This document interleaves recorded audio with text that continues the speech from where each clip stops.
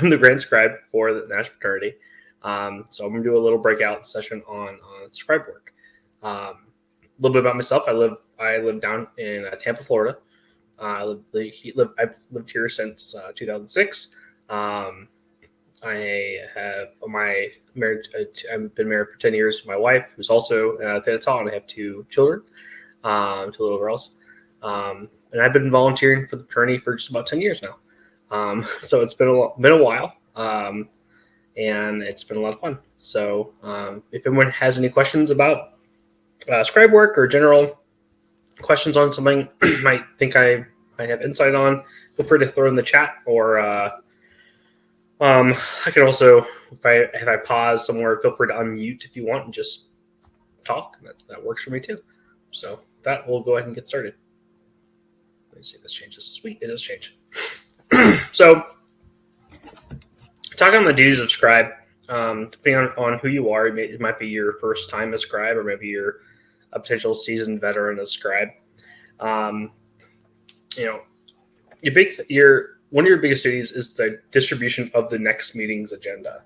So an example for the executive council, I will usually about a week or two after we've had a meeting, I will format an agenda for the next meeting, and I will send it out to everyone.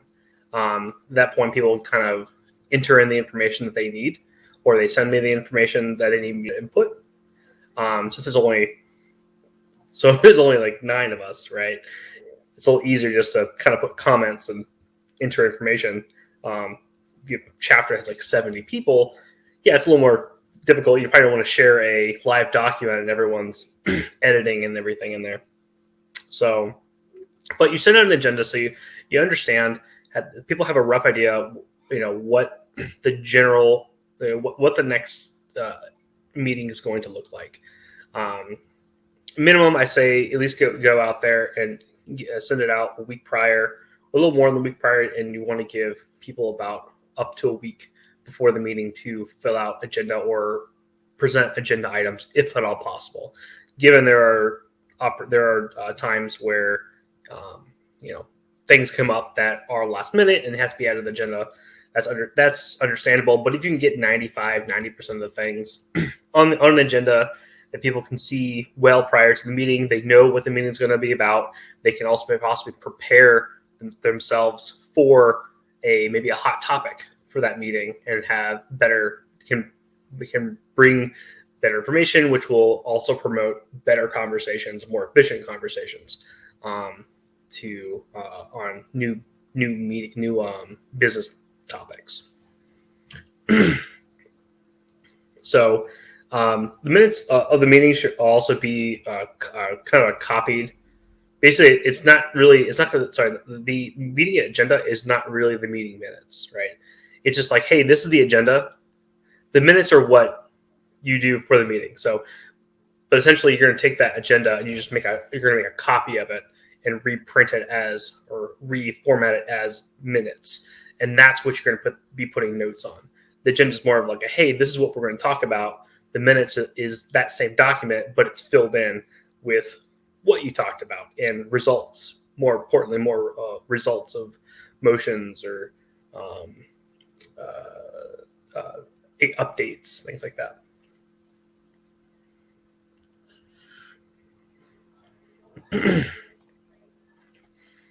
So that's basically before the meeting.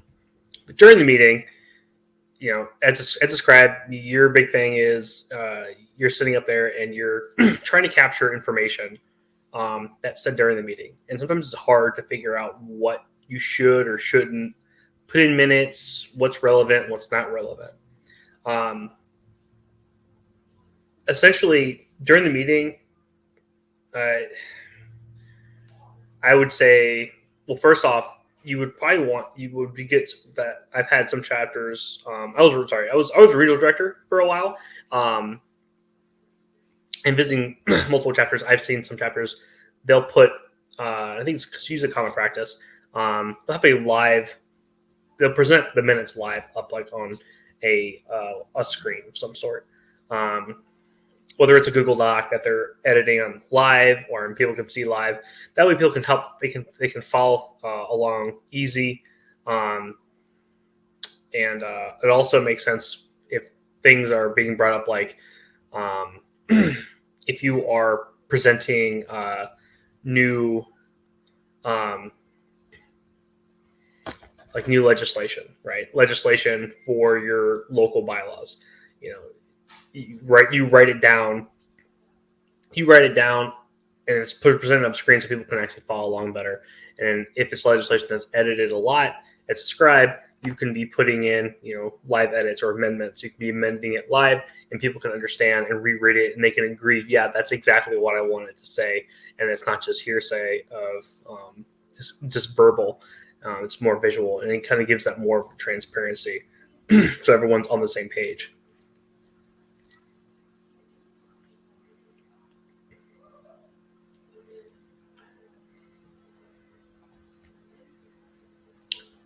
So recording the minutes, kind of like what I just said previously, what should be recorded?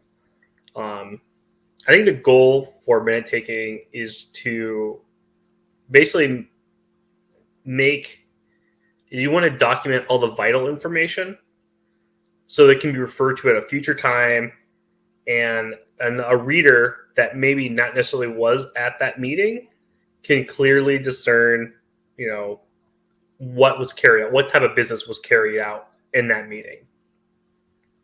So, as scribe, I have access to some really old minutes from the National Attorney for convention, and I can go to the one of the 1970s, 80s, 90s. I can go to like the 40s convention minutes, and I can read through those minutes, and I get an idea. Do I know every single word that was said at that meeting? No, of course not. But by reading through the minutes, I get an idea of what was discussed and what was decided upon. I think a lot of minute taking is just kind of presenting what motions were. It's what motions were put forth, and if they passed or not. But it's also important to, if someone maybe makes a good point or brings up an important topic of discussion, and you have a good discussion and some good key points come out of that, or even better action items, those should be documented as well. Especially action items. That's something that even when we do at the council level, is if we have a individual, we have someone that's working on a side or has a small committee on the council that's working on a project, and like here, say, I'm working with, so here's me as an example, I'm working on the last convention minutes from 2021 convention, and if I say I'm going to have them done soon, and someone's like, hey, how about what time? Like, okay, well, I'll have them done by October 1st, and then I'll write that down as action. I'll just usually put action : Dan to complete 2021 convention minutes by October 1st. That way, it's documented that I said I would do it at that time, and I can also it also makes me accountable for that as well. So when the next meeting comes around, that's past the first, and if it's not done, I can be, someone can be like, why wasn't that done yet? Oh, I forgot, or I'm trying to hold people accountable. But it also is something that it's an action item that you can see someone's supposed to do, and especially if you weren't at that meeting, maybe you missed the meeting. Well, maybe they'll check the minutes and they're, oh, cool, they're going to be doing that. That's good as an action item.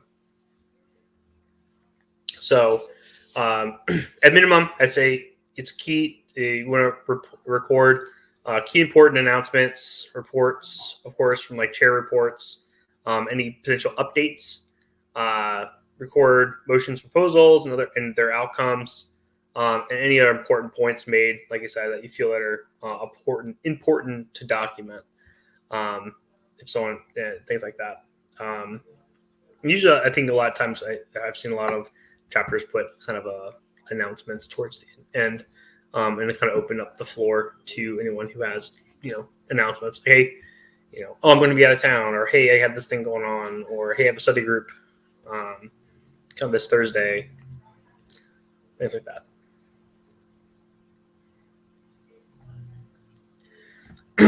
Then we have finalizing minutes. So kind of preparing the minutes, how to present the minutes, taking the minutes, and then finalizing them. So a lot of times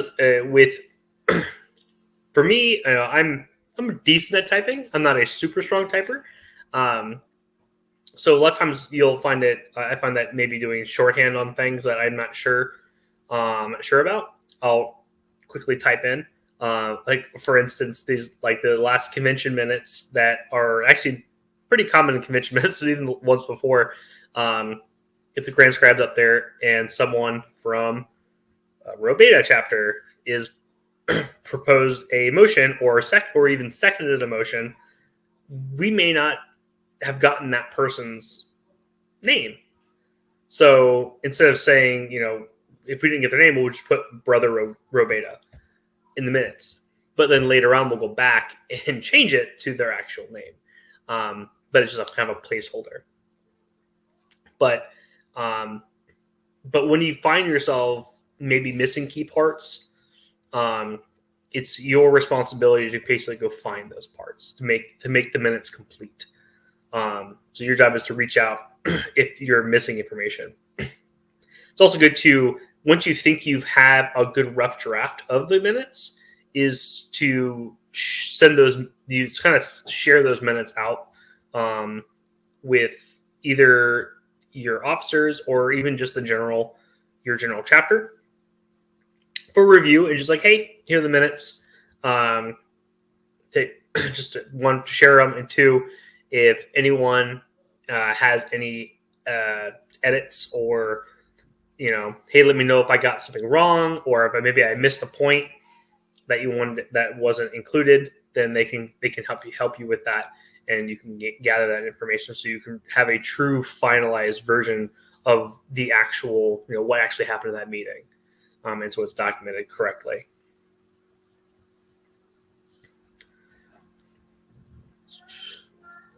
One of the things too is when you do that, and you have those, you believe you have those finalized minutes after you've had members review, whether they respond or not, or whoever, maybe no one responds, maybe they look good.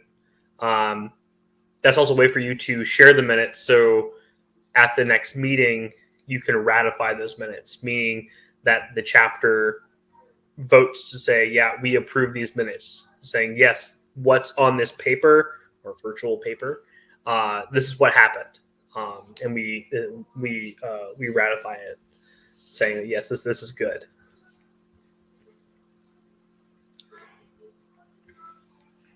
So once we have minutes ratified, they've been approved, signed off. You've done your job for that week, basically, or I guess several weeks in that one day. Once they're ratified, approved, you should file them somewhere. Whether it's a hard copy, usually it's going to be a virtual copy of something, right? Maybe you have a database up on Google Docs and Google Drive folder. Maybe you have also have a backup external hard drive as well. I think in the past we probably would recommend, you do a hard copy, but I think nowadays no one really does too many hard copies. If you really want to, maybe every year, every calendar year, or every academic year, you just take all the minutes and you make one binding of them. Maybe as an idea to show all the minutes that were taken for that year, and they can be filed maybe in a library if you have that capacity to do that. Otherwise, I would just keep a virtual minutes would probably be best.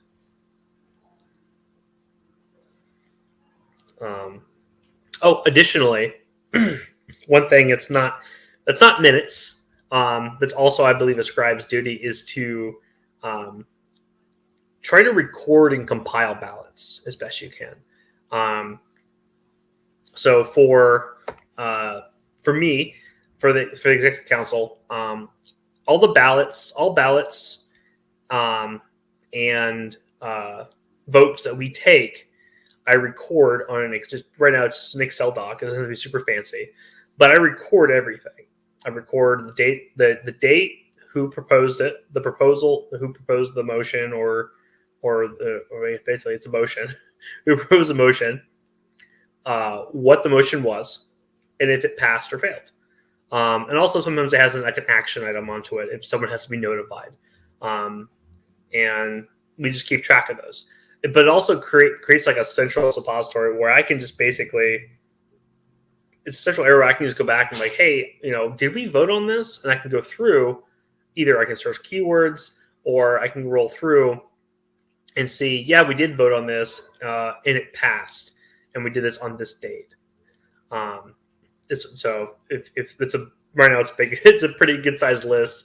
Includes our list includes chair appointments, approval of academia for different chapters, other motions that we've done, a bunch of little things in there. But it's a good way to kind of keep track of things. And so if someone's like, no, we did not vote on this, and you're like, oh, we did vote on this. And you can say here, and you can say, oh yeah, we voted on it in our March meeting.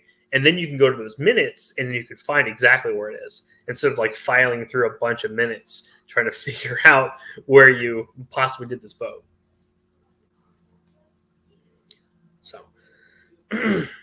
So that's all I really have for kind of scribe duties. I think with scribes, scribe duties are primarily in the meeting room. It really, when you're doing business like items, right? You're doing votes. You're doing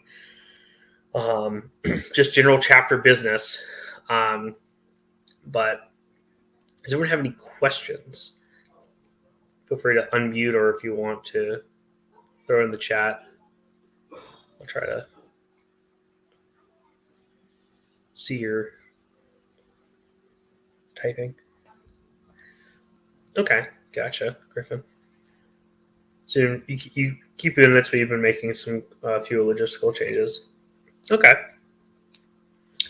Yeah, it's. I think the biggest part of trying to being a good scribe is to be organized and consistent.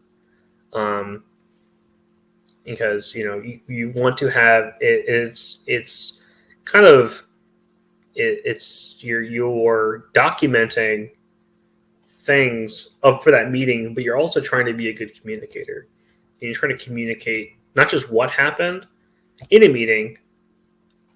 So you have to document what is currently happening in the meeting so people can look at what has happened in the meeting, and then you have to format another document on what will happen at the next meeting.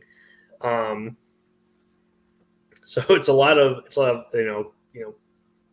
future, past, present type of writing. So it's an interesting position because it's almost kind of like being a present day historian.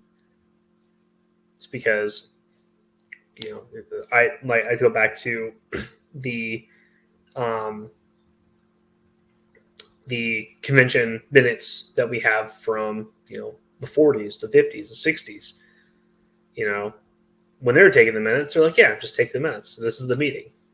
But nowadays, that's a historical document,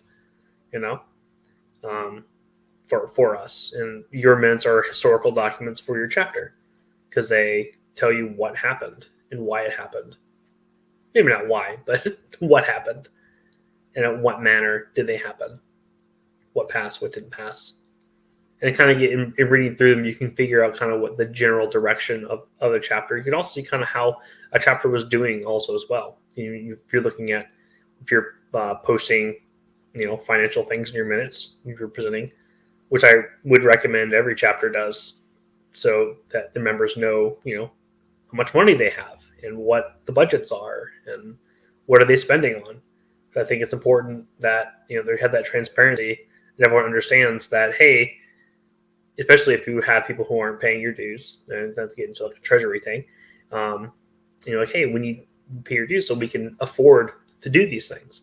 And if it's documented, and it should be documented in that minutes and presented in those minutes, so your members have the visibility. Cool.